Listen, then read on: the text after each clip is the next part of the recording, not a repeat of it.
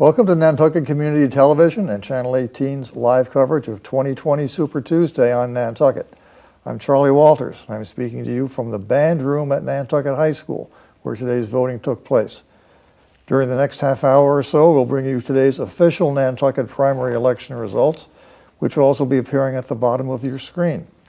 We'll also have the results of Channel 18's own non-scientific exit survey, and we'll have commentary from 3 Nantucket Republicans and Democrats. Let me begin by introducing 2 of our panelists. Susan Carey, one of the 2 new co-chairs of Nantucket's Democratic Town Committee, and Toby Brown from Nantucket's Republican Town Committee, also newly elected. Welcome to both of you, and congratulations on being elected today to those positions. Thank you. Re-elected, I should say. Well done. I'm going to read out today's Nantucket primary election results right now, and they are as follows. On the Democratic side, Joe Biden, 40.5% of the vote. Bernie Sanders, 24%. Elizabeth Warren, 15%. Michael Bloomberg, 14.4%. Pete Buttigieg, 2.5%. Amy Klobuchar, 1.3%, and everyone else was below 1%. On the Republican side, Donald Trump, 78.4%. William Weld, 13%. And Joe Walsh, 2.7%. Everyone else was below 1%. Viewers at home or wherever you happen to be right now, you should be seeing those results on your screen. We'll now hear our panelists' reactions to those results, and Toby Brown, I'll start with you. It's no surprise that the incumbent President Trump won today's primary election on Nantucket, but what do you think about the margin of his win and the turnout among Republicans on Nantucket? I was very excited that we had such a good turnout. We just did the calculation that we were 39%, which is very good for I would say, basically an uncontested race because, you know, he definitely is a favorite. For a primary, that is very good. Yes. Sometimes even with a contested one, I don't really see 39% on Nantucket like that. I'm very encouraged by the numbers. I figured Weld would get a good amount. There still is a lot of, as I would say, a lot of people would say establishment Republicans that don't like Trump, the never Trumpers, but I'm very encouraged by the strong showing of people voting for Trump today. Well, Weld, of course, has a Massachusetts connection, having been governor of Massachusetts. Correct, yes. But at the same time, I have to ask, President Trump's approval rating among Republicans nationwide is in the low 90s. 78%. You factor in Weld, does the 78% strike you as about what you'd expect, or what? Yeah, I would say that's pretty solid. I mean, I would love to see 99% or 100, but based on what I see with the Massachusetts Republicans, Nantucket is a little different, but in a sense, Baker has a lot of support, and Baker's not a real, he's been outspoken about Trump, so it's not a surprise that there's even at meetings where I'm at, I see the kind of pushback, and I have a feeling even if Weld was not the guy, and if it was anybody else, I have a feeling that there's a good chance we still might have 13, maybe a little less than what Weld got, but I think there's still a little bit in mass of that kind of never Trumpers. From your experience, that 22% that did not vote for Trump, will they end up voting for him? Will they vote for anybody else? Will they stay home?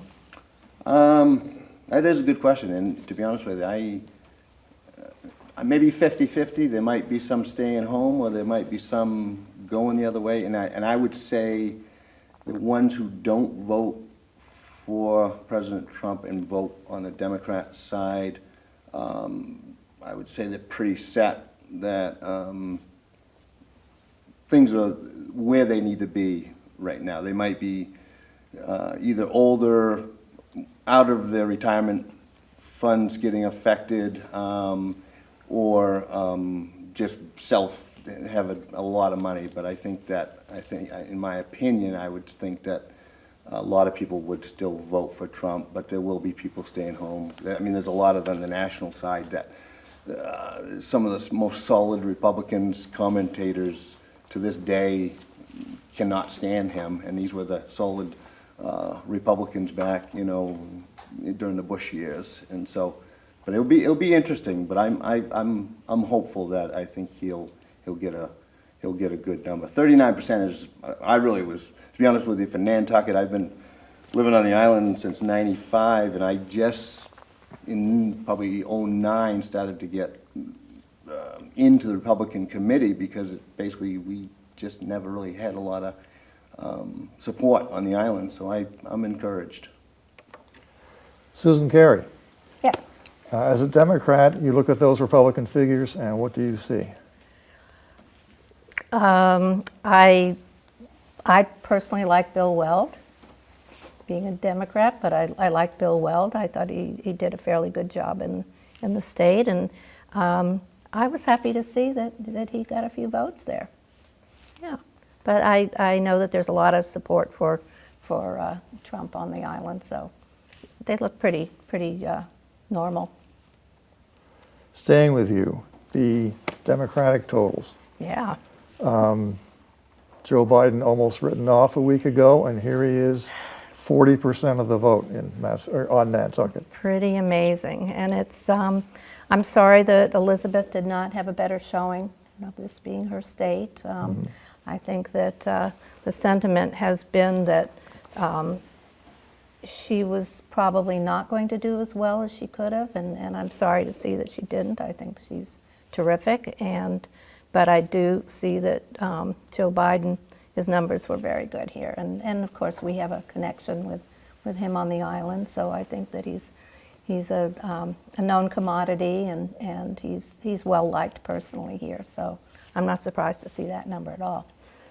There were two polls out a week or two ago that had Bernie Sanders at 24, which is exactly where he ended up on Nantucket. Right. But everybody else seemed to lose a bit, and it's as if it all went to Joe Biden. I mean, this is about triple what he was supposed to get in the whole state. Right. Now, this is just one town in the state, but still, 40% is a pretty impressive It is figure. very impressive, and Bernie's 24%. We do have a lot of progressives on the island, so I think that was expected, I think, but not expected was as well as Joe did. If you put Sanders and Warren's totals together for Nantucket, it's about the same that Biden got, but that doesn't include the other 20% that went to moderate candidates. Right. Well, Bloomberg came in late in the game, but these numbers do show that he had some support here. Toby, you look at these as a Trump supporter, and you think what?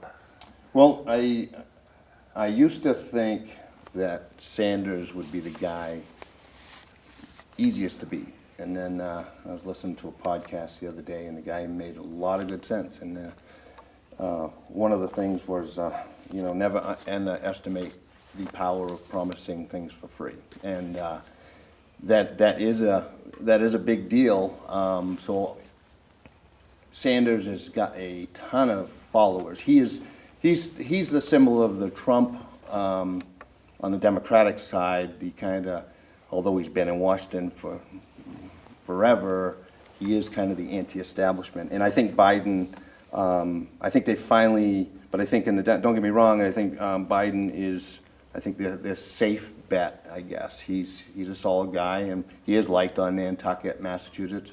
A little more of the, probably they think of him more as a blue-collar guy, which I would not think of Bernie Sanders as a blue-collar. But it'll be an interesting race, though, I believe. But I think Biden, after tonight, I guess it looks like he's going to be the guy, or close to it, for the Democrats. We're now going to show the first of two videos shot earlier today, and in this one, Nantucket voters talked about why voting is important to them. We'll be back live in about 3 minutes.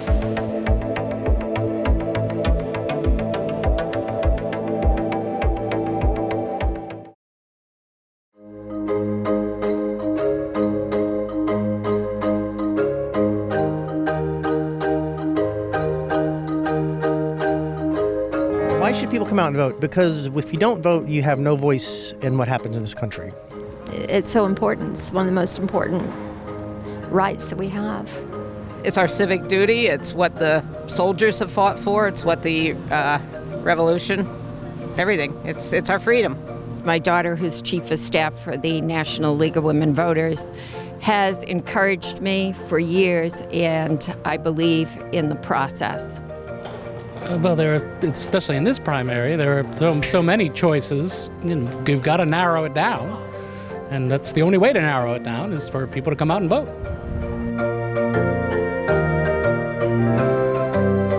It's part of living in this community, having an opportunity to have our say in things. It's a good time to see everybody as well. We tend to know so many people here casually.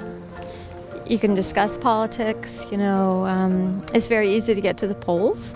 We enjoy the advantages. I live here, I always vote, so it's a habit. I think it's important for people to come out and vote, specifically women, because the women fought so hard for the vote, and it actually wasn't that long ago. So I feel a responsibility to come and take advantage of that right and have my voice count. Not that long ago, women didn't have the right to vote, so I think it's very important, and brought my daughter with me and my son so they could see the process.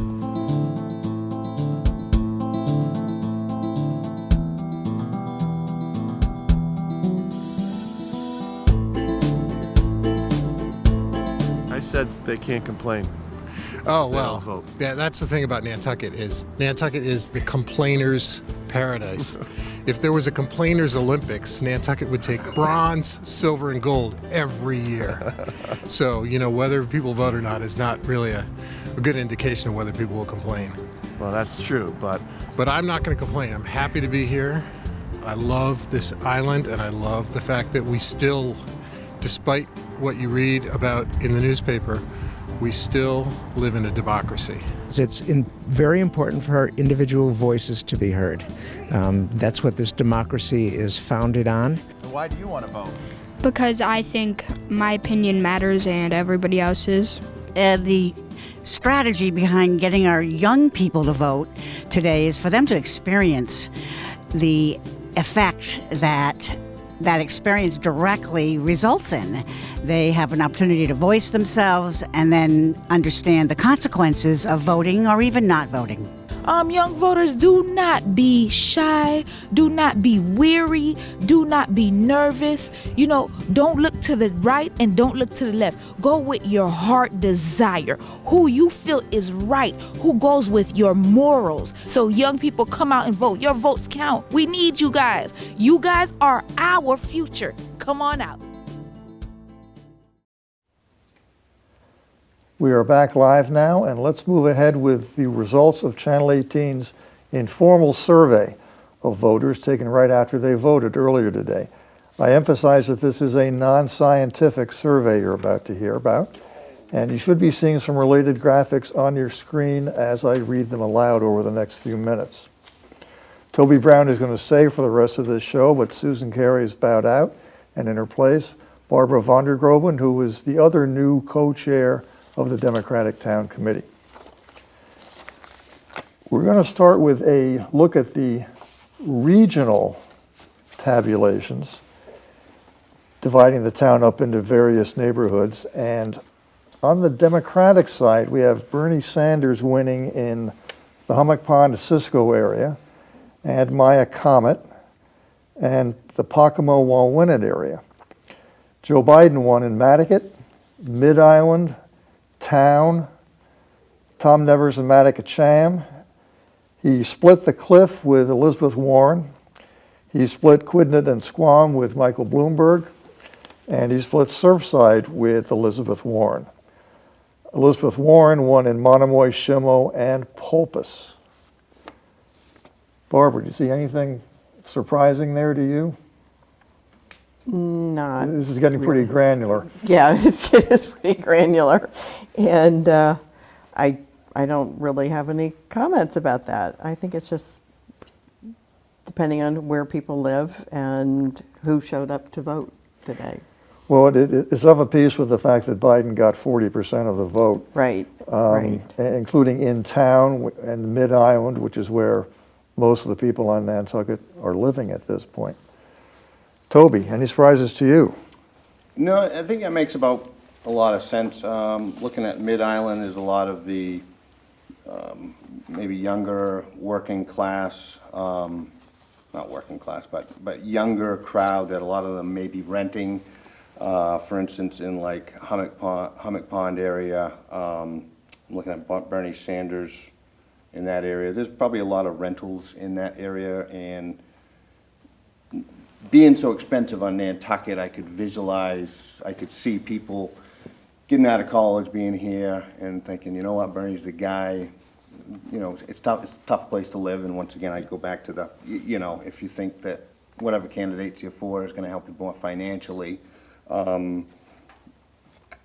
Quidnet, Squam, a little more money in that area, you know, going for Joe Biden, Mike Bloomberg. But yeah, in general, being such a small island, I guess it's tough to totally, you know, say what's what.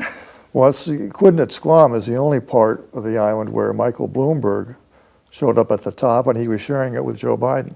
Right. Now, the Republican side, staying with you, Toby, Bill Weld won in Sconset. That's the only place someone other than Donald Trump won. That's probably no surprise to anybody based on the 78% figure. Right, right. And that actually, Sconset, I would say, at least, like I said, there's probably only a couple people out there right now at this day. Exactly. But that tends to be more the establishment Republicans that I have experience with. Once again, it's just, that's what I kind of see as some of the people out in Sconset might be more towards the establishment than Mid-Island. And Barbara? Yes. Any differing opinions from you? No, I mean, I'm not surprised to see that at least some people voted for Weld, and Trump got all the other places that Republicans actually voted from. I think one of the things that I find is a little bit telling is just there are more parts of the island that voted Democrat than there were parts of the island that voted Republican. And there is a difference on that. And that is of a piece with recent election years, I believe, but you would know better than I, being involved with the Democratic Town Committee.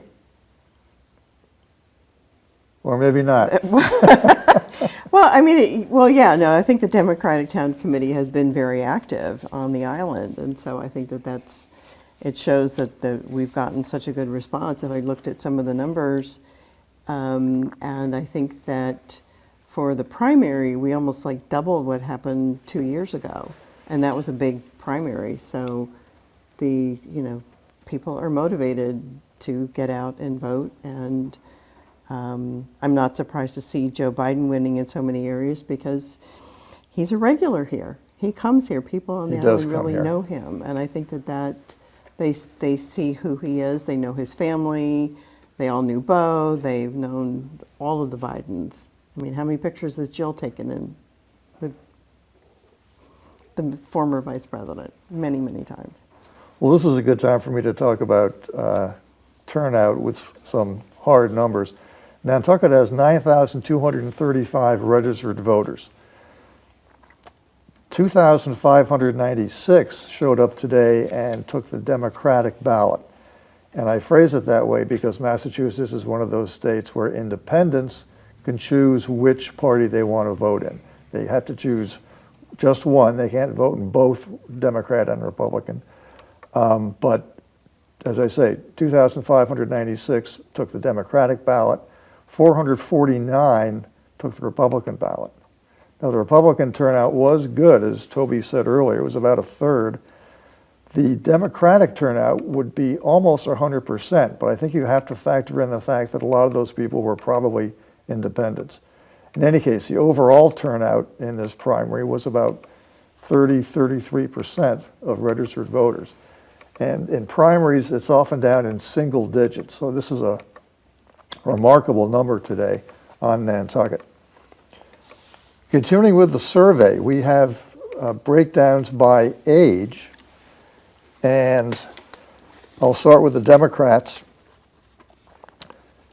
And again, this is a non-scientific survey. Please keep that in mind.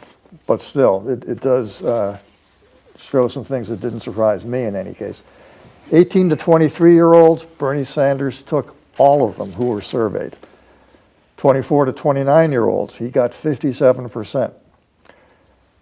30 to 44-year-olds, the winner was Joe Biden with 36%. 45 to 64-year-olds, Joe Biden got 49%. 65 and over, Joe Biden got 61%. So you see Bernie Sanders going down consistently as the voters got older, and Joe Biden doing pretty much the opposite. The older the voter, the more likely they were to vote for Joe Biden. Are you surprised, Barbara? No, no. I mean, Bernie definitely has connected with the younger population. And Biden, I think, obviously, South Carolina helped Biden tremendously because the polls were predicting that he wasn't even going to be one of the top two. And it looks like he's winning Nantucket and Massachusetts altogether. So I think that he has really connected. He's been in, I mean, he was vice president for 8 years. He's well known. He's well respected within the country and internationally. So, but I think that it goes to a lot of the statistics that the younger people are getting out and voting for Sanders. He's had a really good grassroots effort, and Biden has got the establishment. These figures certainly do bear out what's going on nationally and not just on Nantucket or in Massachusetts. Toby, any thoughts on that? Yeah, it's actually pretty much what I would have guessed. You've got the younger crowd, 18, 23, all Bernie, and then 24, 29, 57% Sanders. Once again, we got the young voters. They really do like Bernie, but they also haven't maybe haven't paid a lot of taxes or been in the system long enough to realize that maybe socialism might not be the answer, because as you get lower, as you get older, Biden starts to get more and more, and I would say that's age equivalent, and I think it makes a lot of sense, and I mean no disrespect to any younger people. It's just, I think we all know that when you finally start getting a family and paying more taxes, that I don't know if you want to pay for somebody else's free college when you sent your kids or however to that. Warren isn't really a surprise. A lot of my Democratic friends just do not like her. I don't think she's a very popular candidate. She's, in at least the Democratic friends that I have friends with, don't really like her. Warren's figures were a little bit all over the place because in the 5 age categories, she went 0, 29%, 14%, 21%, 11%. So I guess overall, the older the voter, the less likely they were to vote for Elizabeth Warren, but not in all cases. Let's go over to the Republican side in ages. And this is interesting. 18 to 23 and 24 to 29, there were no Republican respondents in the survey. You go to 30 to 44-year-olds, William Weld got all of them. He got half of those over 65, but 45 to 64 is where Trump got 86 and Weld got only 14. I'm not sure how to make sense out of those numbers at all, but maybe you can. It is a small sample, but maybe you can see something I don't see, Toby. Right. That's an interesting one as well. I can see that the younger people, maybe a lot of them might not like him as much as the older people. And when I say older, I think the middle age, the 40s into the 50s or whatnot. I think really we have a big construction crowd on the island, and it's amazing the amount of people you hear with talk radio on our local talk radio station. And in that age group is probably, the people in charge with the radios might be in the older group. And I think the younger, and I think there's just a lot of younger people don't really get into politics, especially with the Republicans in Massachusetts. That's certainly borne out by these numbers here, even though they're very incomplete. Let's go to income. From $0 to $62,000 on the Democratic side, Biden won, but he didn't run away with it. He had 33%. Warren 29, Sanders 24, Bloomberg 14. Now the next category is 62,000 to 105,200. And those numbers are important because 62,000 is the U.S. median income for a family, I believe. The 105,200 is the Nantucket median income. So that's 2/3 larger than the country as a whole. That shouldn't be a surprise to anybody. And in that second category, once again, they're fairly close together, except Bernie Sanders won with 30. Biden had 26%, Bloomberg 25, Elizabeth Warren 19. Things get different, though, when you get over $105,000. $105,000 to $150,000, you have Joe Biden winning 50%. Bernie Sanders 27, Elizabeth Warren 18, Michael Bloomberg only 5. And over $150,000, Joe Biden 70%.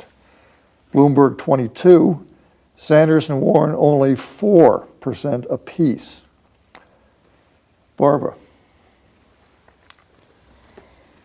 It's interesting. I think, again, probably the ones that Bernie is ahead on are the people that he has appealed to. I would venture that they might be the younger generation.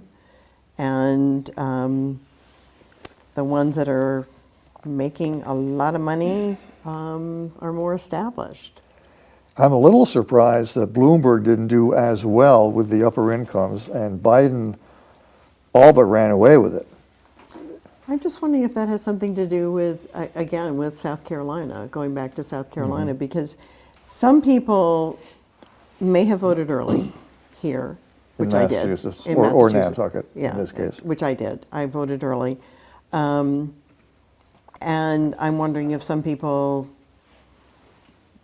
really, that a lot of the vote that went to Biden today on Nantucket and throughout Massachusetts might have been influenced by what happened in South Carolina.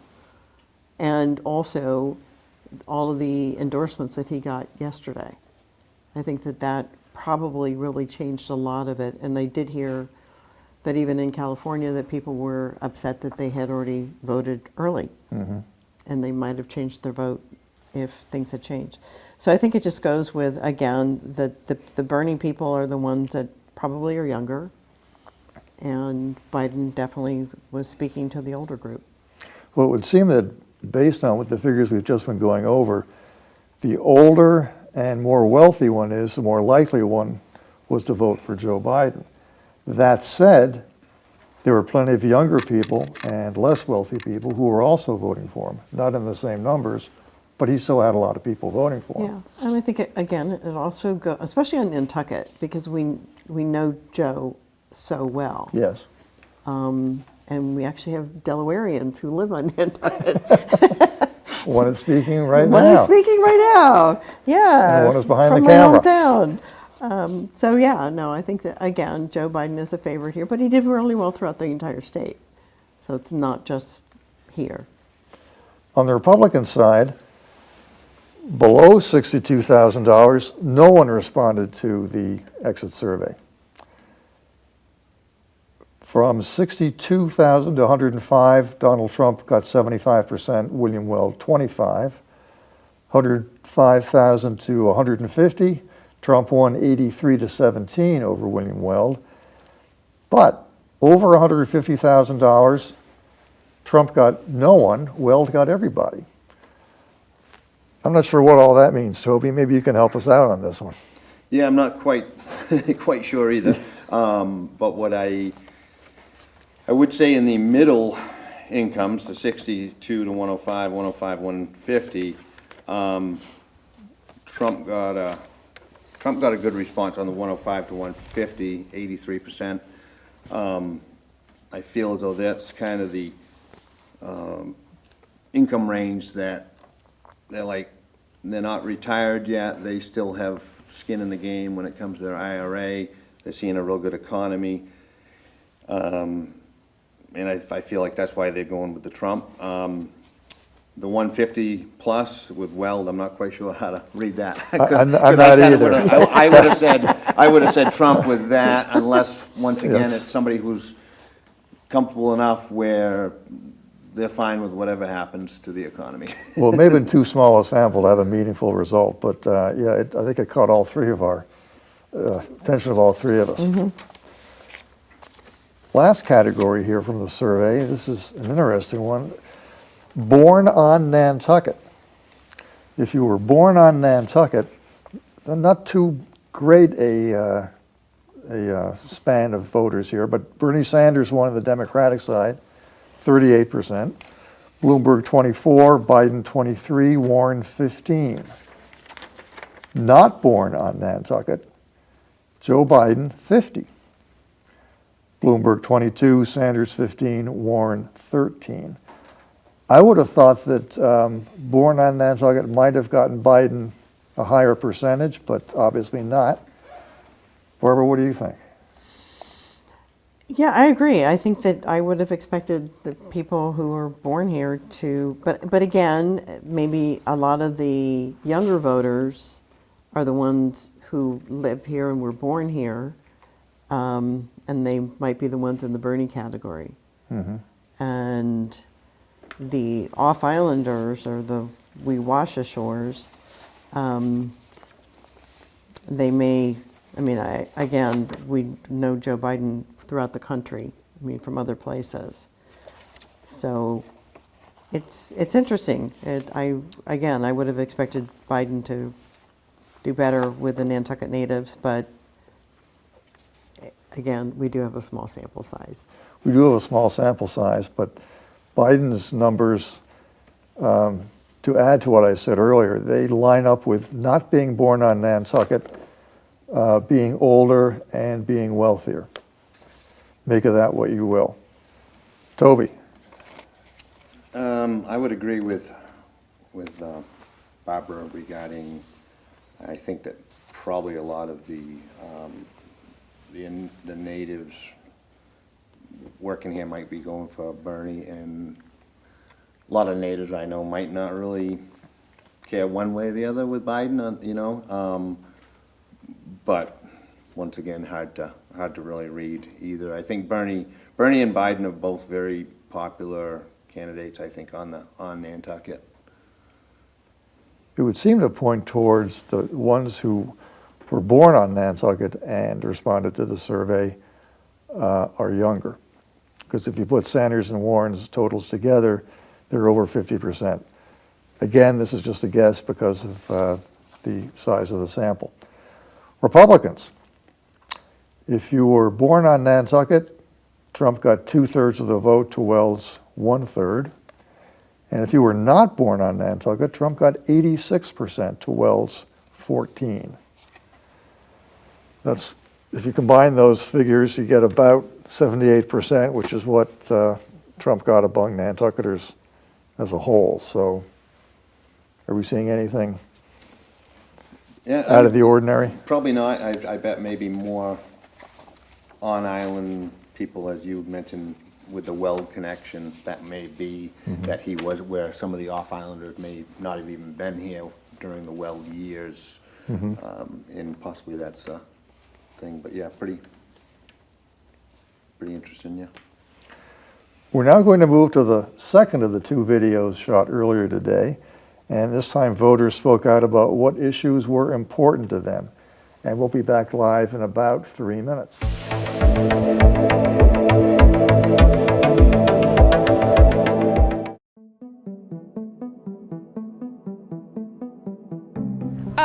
I couldn't pick everything. I would say that I am concerned about pretty much everything going on in the country, and so that's why I'm here. We need to support getting some peace, calm, integrity back into our nation, our country, our souls. I think we have a lot of people that need some help in this country, and I'm hoping that what comes out of this is we get some good leadership that'll do that. I'm here to vote against Donald Trump. Most of what Donald Trump stands for, I am very much against and very concerned for our country. And I want to see more of what's happening now continue. Re-elect Trump. Economy, healthcare, everything.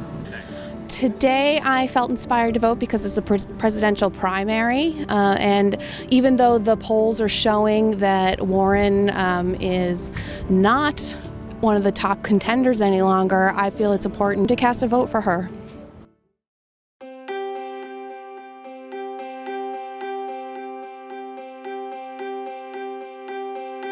Well, I have an issue with primaries, so I think it should all be done as one big fell swoop, where we get all the candidates from all the parties in the process, leading up to one vote in the end. I think this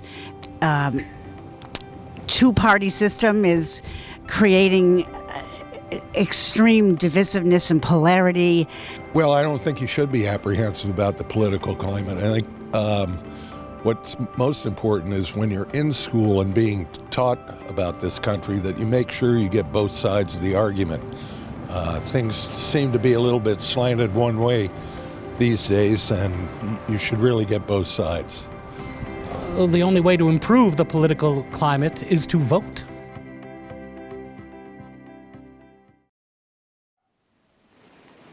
And that concludes Channel 18's live coverage of 2020 Super Tuesday on Nantucket. We'd like to thank all of our panelists, Susan Carey, Barbara von der Groben, and Toby Brown. It's late at night, actually it's early in the morning.